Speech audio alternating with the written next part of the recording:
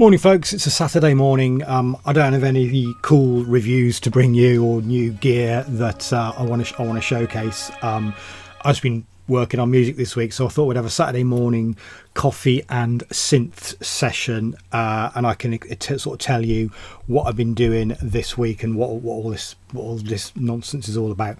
But first, gig news, for which I have to put on my spectacles so I can read. So, Sunday, 6th of April this year,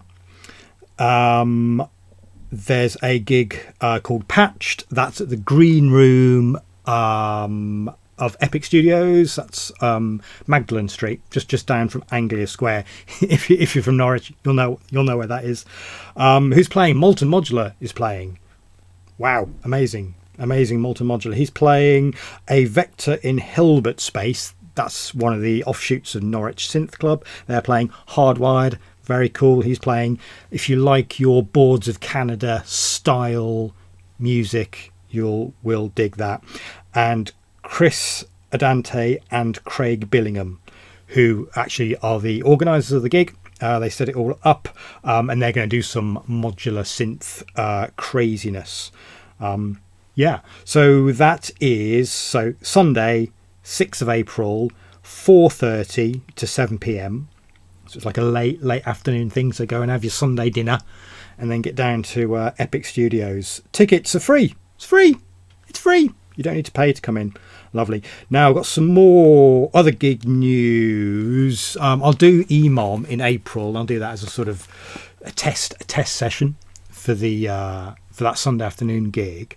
Then there's another gig in there's a series of gigs. That took ages to find. So there's a gig 18th of this month, 18th of March at the Rose Inn on Queen's Road. The Last Sentinel, Modern Electronics, Lost Signal and CCX are playing. That's the 18th of March. I'll put these details in my description. And 15th of April, Keefe, Larry Rouse, Michael Winner's Incredible Bingo Band and Hardwired are playing. And then hopefully Tuesday 20th of May it'd be myself, and at the moment it's Tristan Burfield. So I'll put all those details in the description. I mean, my name's on the website of the Monitor gig in May, so hopefully that's going to come off. Right, let's talk synth. I have been playing my modular synth a lot this week. I might bring that to the gig. I probably will bring that to the gig on the at Epic, in the Green Room in Epic. I mean, it's a tricky thing to cart around, but I just need a big holdall, don't you? And just stick it in there. I could probably park and just drive down. First thing to say with this, so basic Do for oscillator is the voice. Now I've got my little switch that I bought from Synth East. You see that?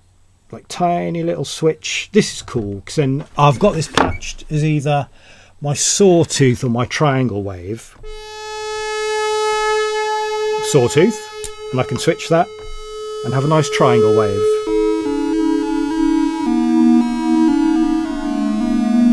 I can quickly switch that.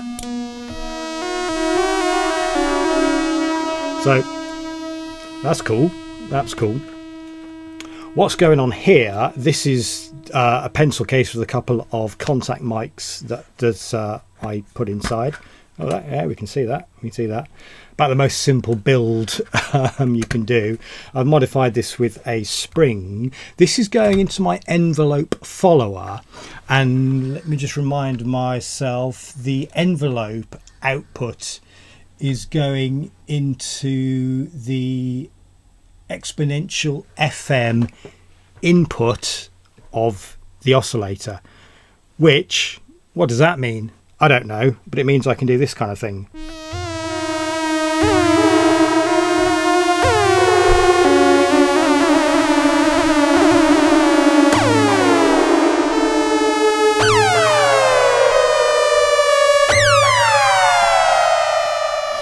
Which is literally hours of fun for me. So that's cool. We've also got, I've got a really cheapo, nasty, essentially a fuzz pedal. This is the Modular pedal plumbed in. I've also got the old Chaos pad is not switched on. Let's switch that on, and ring modulator. Always, always, always ring modulator. So I find that my expectation of distortion pedals and overdrive pedals with synthesizers is never really satisfied. I feel it never just really works the way I would think, just to really like overdrive the sound. But fuzz, because it's much more of an extreme effect, does have an effect. So now, and both of these effects, the fuzz pedal and the Chaos pad, are in series basically, because with my modular synth I can patch them so they're not, you know, in parallel, but in series. So I can have the main synth voice and then a little bit of ring modulated signal and a little bit of fuzz signal. So this is fuzz disengaged, engaged, barely sound. You have to sort of turn everything up basically.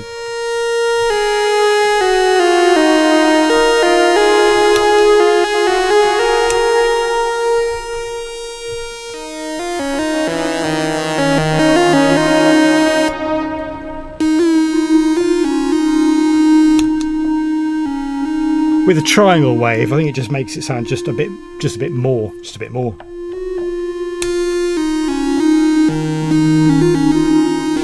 Gives a triangle wave a bit of throat. And then ring modulator, it's just hours of fun, isn't it?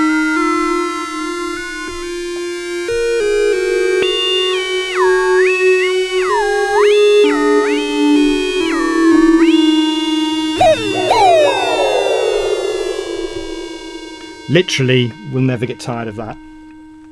So that's what's been going on with some of the things I'm doing with my modular setup. The other thing I'll say about that Dofa basic oscillator, it does sound good, but it always needs tuning. It always needs tuning, not by much, but you know, I switched it on, tuned it, made coffee, came back. It's out of tune. So there's obviously, I think there's a warm-up period, and many analog synths will say leave this 5 minutes and then use it, and then tune it and use it. So I can see that's basically a tone flat.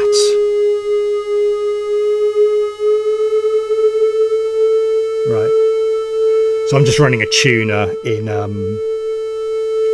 Reaper, and so. Although that's just, you know, just to be aware of that, I will say the tracking on that is fantastic.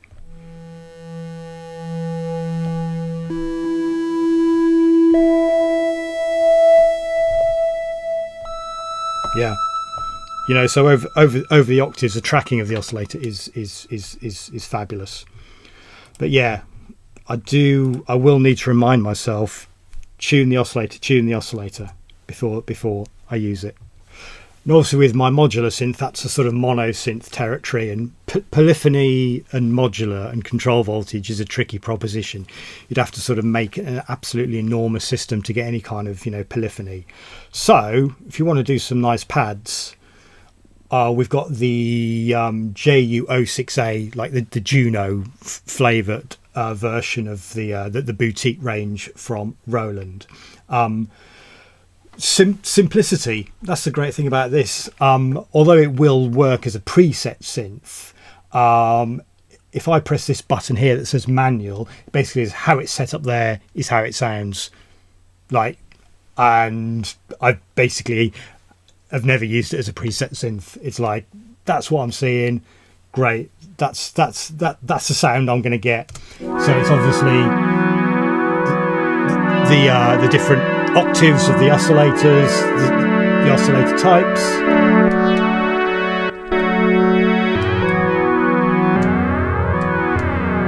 Yeah.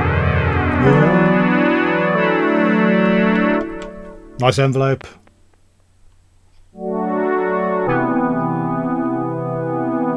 VCA. Filter.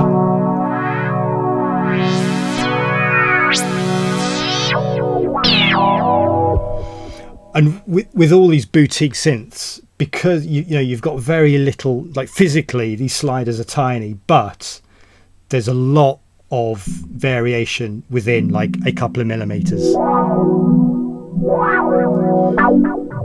Some people don't. Some people hate this setup. I've seen some people, they have this kind of like thumb rolling approach, they say, that can give them a nice bit of control.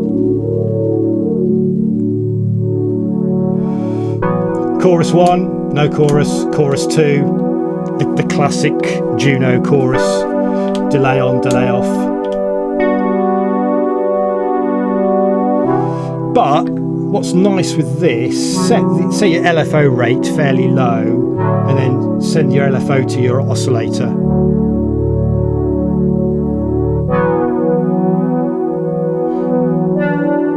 Start maybe to get into boards of Canada territory a little bit.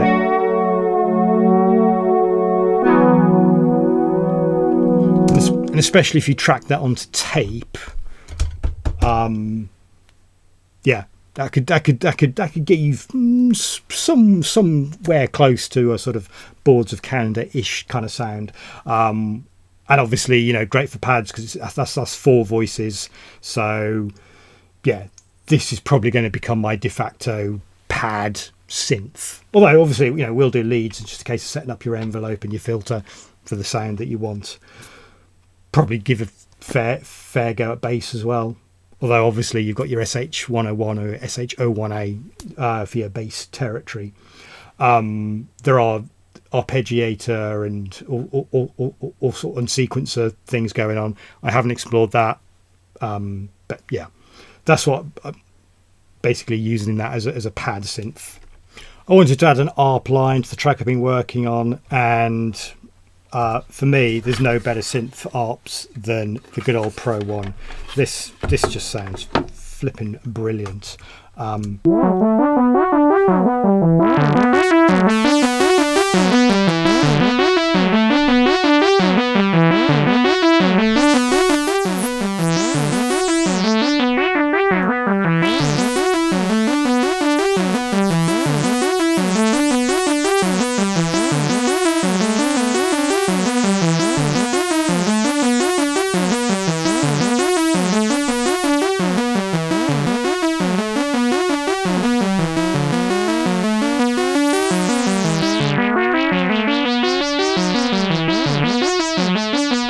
There's just some sweet spots you can get with the Pro1 where it's just the modulation is just sort of doing its thing. It can be really fizzy and sort of, yeah, fizzy is the word, right? Fizzy is the word. Drums for this track coming from the old Volca sampler. It's an oldie but a goodie.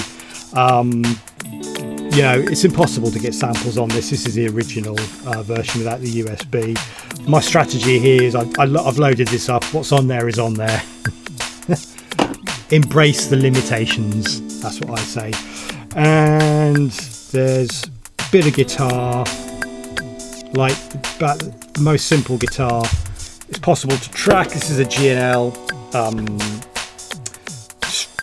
Strat type of thing. Just literally strumming chords, keep it simple, stupid. That's the track, keeping it pretty simple, pretty bare, pretty minimal. Yeah, that's the track. Anyway, we'll do a play out of the track. While I'm in promotion mode, new album is out now. That's on all the streaming platforms, and I hit the Bandcamp publish last night. So it's on Bandcamp. It's called Silk. If I say it's a drone album, that's maybe selling it a bit short, but it's much more towards the minimal droney kind of sound, which was a absolute blast to sort of write and record. It was great. The K2 Mark II features very, like literally every track on that. Great sounding synth for that kind of just long held notes, and then just like riding those filters. Great fun. Anyway, take care, folks. Hopefully see you at one of the gigs.